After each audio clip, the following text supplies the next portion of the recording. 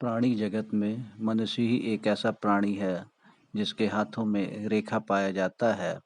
और ये रेखाएं मनुष्य के जन्म से उसके मृत्यु तक की कहानी उसी प्रकार बताती हैं जैसे कि एक व्यक्ति का हार्ट रिपोर्ट के लिए ईसीजी का हम प्रयोग करते हैं।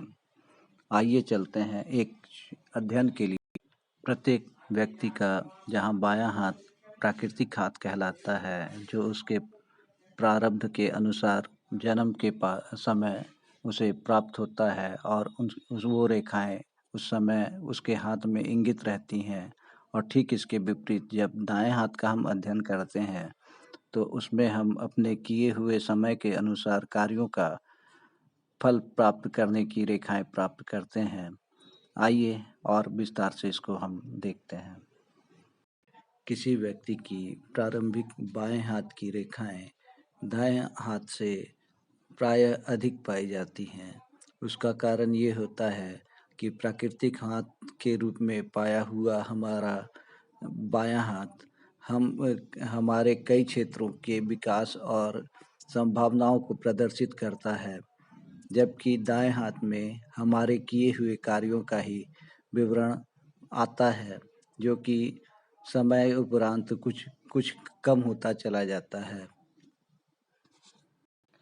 पृष्ठभाग से यह भी अवगत हो जाते हैं कि मनुष्य को अपने आर्थिक स्थिति को सुदृढ़ करने के लिए पाए जाने वाले रोम, जो छोटे बाल होते हैं, उससे यह पता चलता है कि वह आर्थिक जगत में कितना सफल हो पाएगा।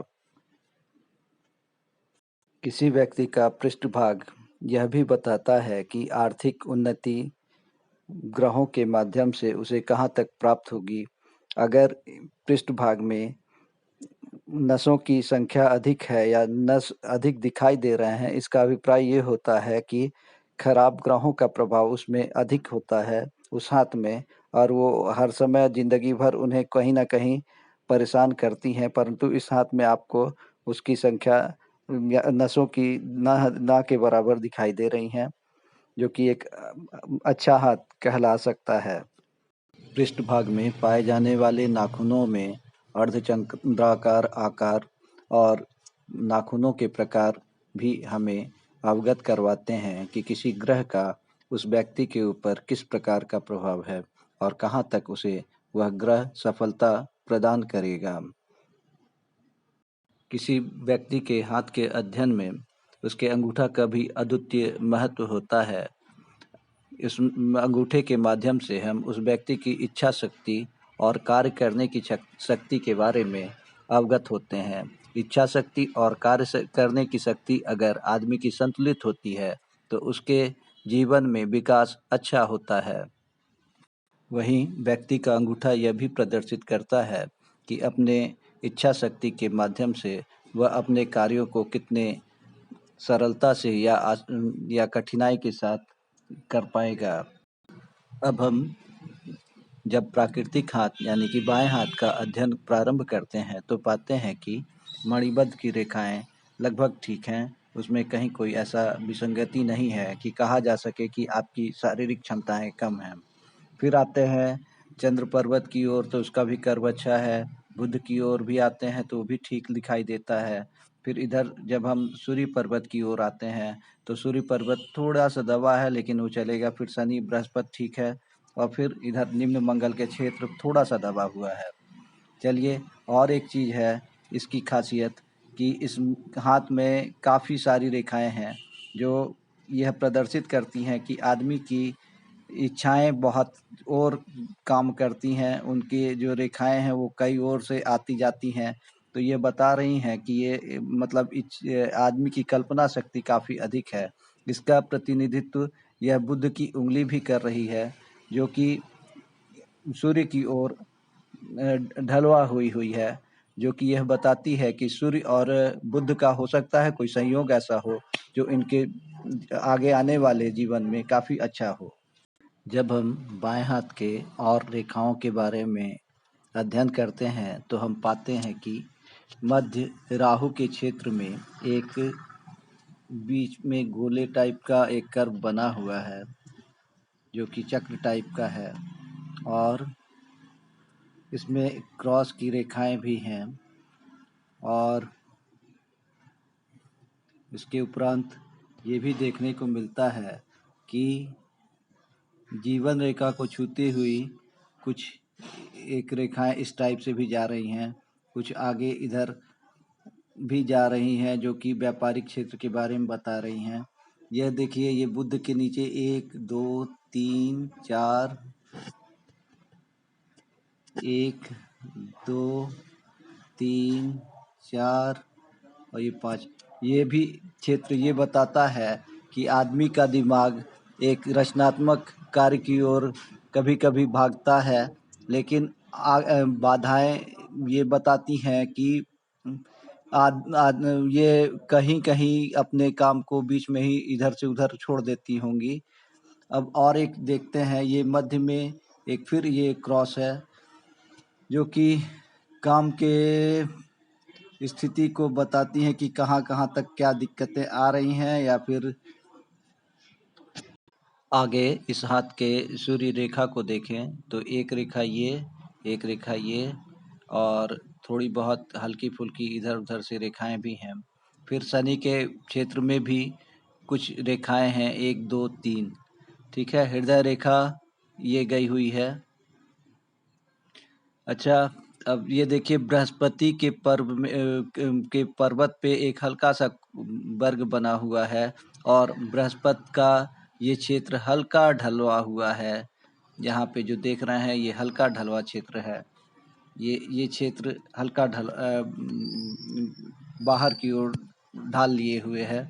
इस प्रकार हम जब प्राकृतिक हाथ का अध्ययन करते हैं तो ये देखते हैं कि राहु के क्षेत्र में काफ़ी कर्व है, काफ़ी जो है रेखाएं हैं जो आपस में एक दूसरे को बाधा उत्पन्न कर रही हैं और एक दूसरे के साथ को पूरा नहीं कर रही हैं। हाँ, एक हाथ, इस हाथ की खासियत और बताएंगे कि देखिए, ये एक बीच में एक वर्ग टाइप का बना है जो कि इनके एक अच्छे मकान के लिए भविष्य में बताता है। लेकिन अभी ये चीज़ पूरी तरह से स्पष्ट इसलिए नहीं है कि अभी हम दाएं हाथ के अध्ययन के बाद इसको हम देखेंगे। इस हाथ की विशेषता अगर देखा जाए तो हर क्षेत्र में ये कहीं ना कहीं 1 2 आड़ी रेखाएं हैं, तो कुछ सीधी रेखाएं हैं, एक दूसरे को काटती हुई रेखाएं हैं जो कि इनके भविष्य के लिए बताती है कि किस प्रकार से कार्य करने की शैली इनकी बढ़ेगी या किन किन क्षेत्रों में इनका लगाव होगा काम करने का। पुनः जब हम दाएं हाथ की रेखाओं का अध्ययन करते हैं तो हम ये पाते हैं कि दाएं हाथ की रेखाएं जो हैं वो बाएं हाथ के सापेक्ष उतनी नहीं रेखाएं हैं जितनी की जो है बाएं हाथ में इनकी थी। इसका अभिप्राय ये है कि दायां हाथ कर्म और परिवेश के कारण अच्छे परिस्थिति में है, जो कि भाग्य के लिए एक अच्छा संकेत माना जाता है। अब इसका थोड़ा सा अध्ययन करते हैं तो भाग्य रेखा का जीवन रेखा जो है वह बहुत स्पष्ट है, बहुत अच्छी स्थिति में है। मस्तिष्क रेखा भी बहुत स्ट्रेट है, यानी कि सोचने की प्रवृत्ति बहुत अच्छी है। हृदय रेखा 3 भागों में बटी हुई है यहाँ पे, छोटी मोटी, जो कि ये भी कोई खराब संकेत नहीं करती है।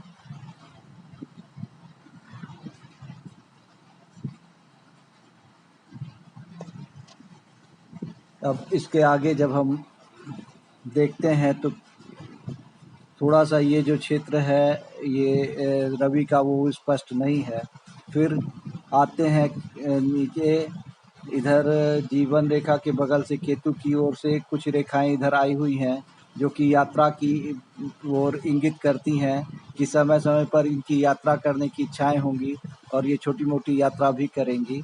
यहाँ पे एक क्रॉस का चिन्ह बना है और आगे ये रेखा जो है भाग्य रेखा जाके आगे इधर से कटते हुए यहाँ तक और आगे बढ़ा है, जो कि ये बताता है कि ये क्रॉस जो है ये बताता है कि आने वाले भविष्य में इनको पेट में थोड़ी सी दिक्कत होगी वहीं ये जो रेखा, जो भाग्य रेखा यहाँ से यहाँ तक उठ के चली है, ये इनके भाग्योदय के लिए ये अवगत करवाती है कि ये 28 वर्ष के उपरांत इनका भाग्योदय अच्छे से होगा। तब तक इनको हर चीज़ के लिए थोड़ी सी प्रतीक्षा करनी ही चाहिए। ये निम्न मंगल का क्षेत्र देखिए,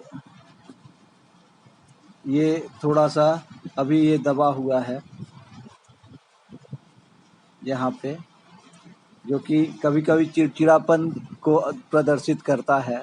अब ये पूरी तरह से अगर देखा जाए तो इनके केतु और राहु के क्षेत्र में कुछ दिक्कतें, यहाँ पे और भी रेखाएं छोटी छोटी एक दो हैं, और सूर्य की रेखा जो यहाँ पे सूर्य का क्षेत्र है, ये क्षेत्र ये उतना स्पष्ट नहीं है। अब ऐसे स्थिति में इनकी कोई भी, देखिए यहाँ पे बुध की रेखाएं भी जो है आधे से 28 के लगभग तक ही बता रही हैं, जो कि ये बताती हैं कि आदमी का जीवन जो एक परिवार के रूप में आदमी आगे आकर के अपना व्यतीत करता है, वो भी 28 के बाद ही अच्छा जाएगा। एक दो इस बीच में जो है एक दो ऐसे रिश्ते भी होंगे जो कि होते होते थोड़े से कट जाएंगे, जिसका इनको मलाल हो सकता है। अब आगे देखते हैं कि इनको करना क्या चाहिए। क्योंकि ये मंगल की रेखा थोड़ी सी दबी हुई है, यहाँ सूर्य का ये क्षेत्र थोड़ा ठीक नहीं है, फिर ये क्षेत्र थोड़ा सा दबा हुआ है, दूसरी ओर ये क्षेत्र थोड़ा सा दबा हुआ है, और ये केतु के यहाँ पे थोड़ा सा क्रॉस बना हुआ है, जो कि ये कहता है कि इनको कोई भी चीज़ अपने अभिभावक के कहने के अनुसार ही स्टेप लेना चाहिए, अगर भविष्य में कहीं कोई ऐसी दिक्कतें आती हैं तो। और दूसरी बात, इनके चूँकि चंचलता मस्तिष्क की काफ़ी अधिक प्राकृतिक हाथ में दिखाई दी है, इसलिए अब ये ज़रूर आवश्यक है कि ये अपने दिमाग को शांत करने के लिए सर्वप्रथम सूर्यदेव की जो स्थिति है उसको ठीक करें और सूर्यदेव को जल दें, और दुर्गा सप्तशती का अगर हो सके तो ये पाठ करें। अगर संभव हो तो पूरे वर्ष में कम से कम 100 बार पाठ कर लें, तो इनके भविष्य के लिए बहुत ही अच्छा होगा, जो कि इनके हर तरह की सफलता को सुनिश्चित करेगा।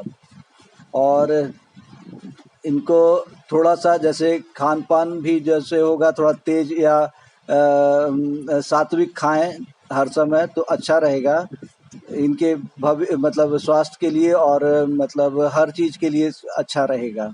क्योंकि ऐसे लोगों का कई बार ऐसा देखा गया है कि तले भुने चीज़ों से अधिक मतलब लगाव होता है, और जो बाद में जा कर के कहीं ना कहीं पेट की बीमारी भी दे देता है। और इनके उज्जवल भविष्य की कामनाओं के साथ मैं इस अध्ययन को यहीं समाप्त करता हूँ। बस यही कहता हूँ इसके लिए कि थोड़ा सा धैर्य रखिए, समय के साथ इनको सब कुछ अवगत मिलेगा, और ऊपर वाला इनकी सभी मनोकामनाओं को पूरा करेगा।